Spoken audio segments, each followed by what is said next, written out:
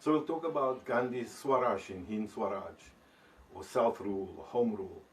So for Gandhi, the establishment of truth about Swaraj was the real reason behind him writing Hind Swaraj.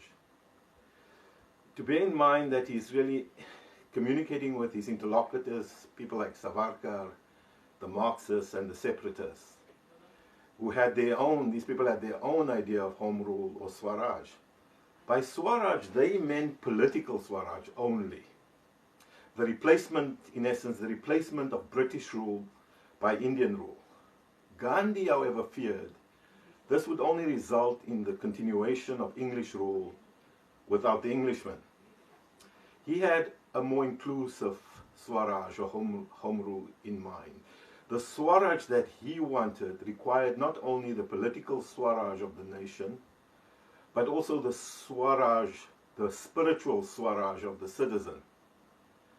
Gandhi's Swaraj included political and economic Swaraj, and as noted in a previous lecture, also an aesthetic renewal.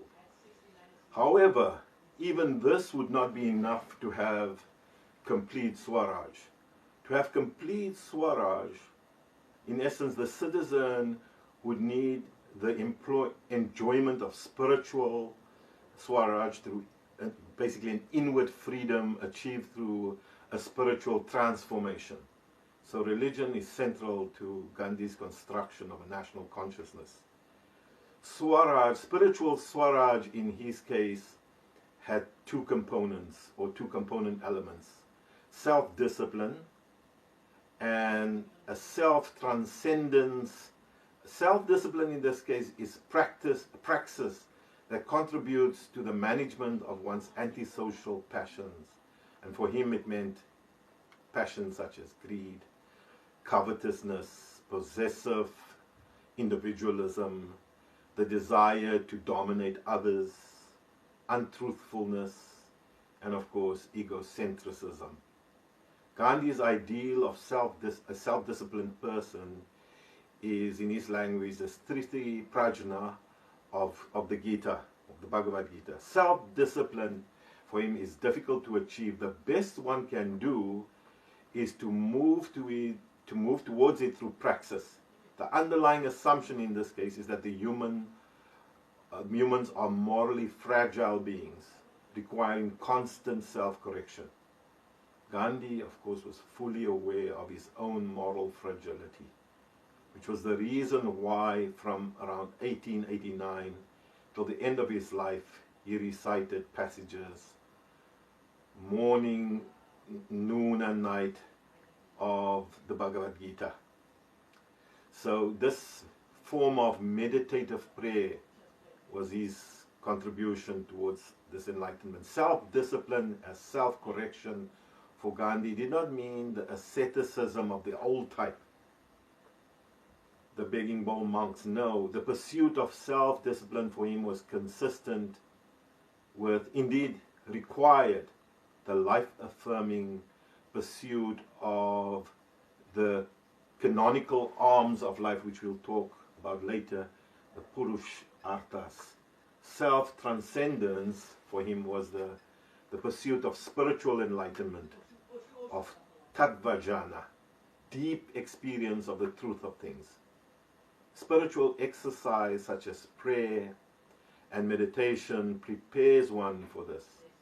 The goal here is the orientation of the acting person towards truth and freedom from egoism. The spiritual capital accumulated in this experience is invested in action in the field of politics, in fields like politics and economics, and certainly in social reform. Thus, the pursuit of spiritual transcendence for Gandhi promotes the disinterested service, seva, of fellow citizens without regard to their gender, religion, caste, or class. The pursuit of self-transcendence is also consistent with the life-affirming pursuit of these Purusharthas, or canonical aims of life, which he posits.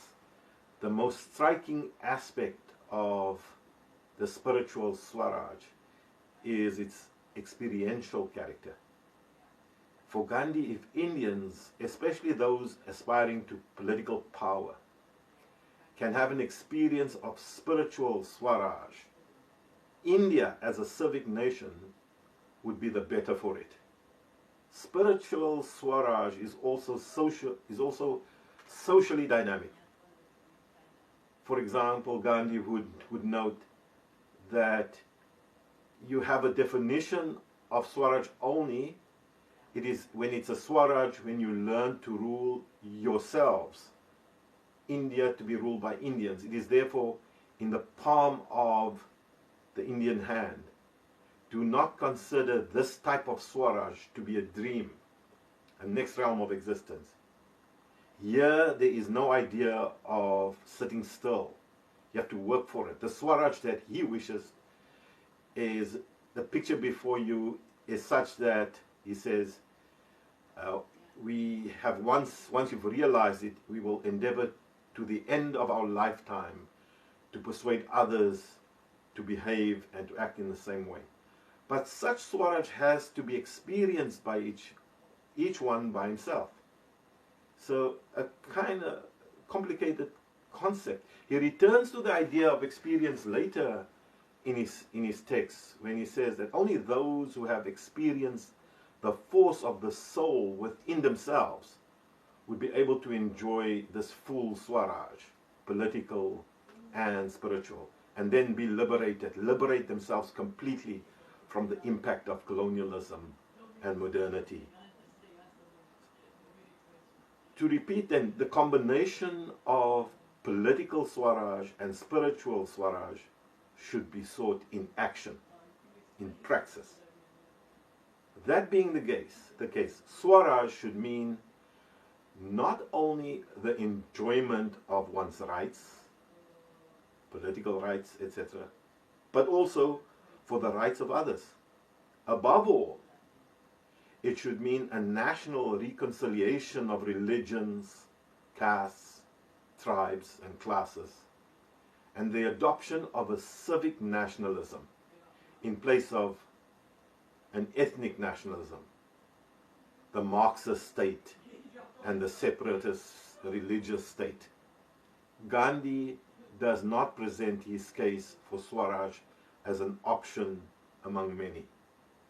To his interlocutors, among the notions of Swaraj that they, for example, had in mind, he presents his Swaraj alone as the true Swaraj, and rejects the other three, the Marxists, the separatists, etc., as untruthful. There is no ducking and weaving in his texts, in his responses to his interlocutors. He believes he has the truth on his side. This is also Gandhi's response to the followers of modern Western political philosophy. So this is his Indian contribution, his Indian political philosophy. Whereas the Westerners would trace their origins to, for example, Machiavelli and Hobbes.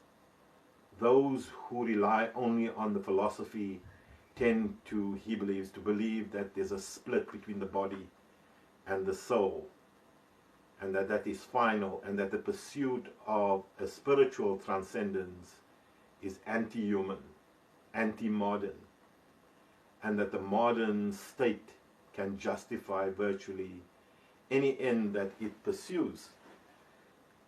Hind Swaraj questions the philosophical, he questions through his text the philosophical foundations of all of this in modernity. So he's really offering a political philosophy against modernity, one could argue, an Indian political philosophy in Hind Swaraj. We'll talk next time more about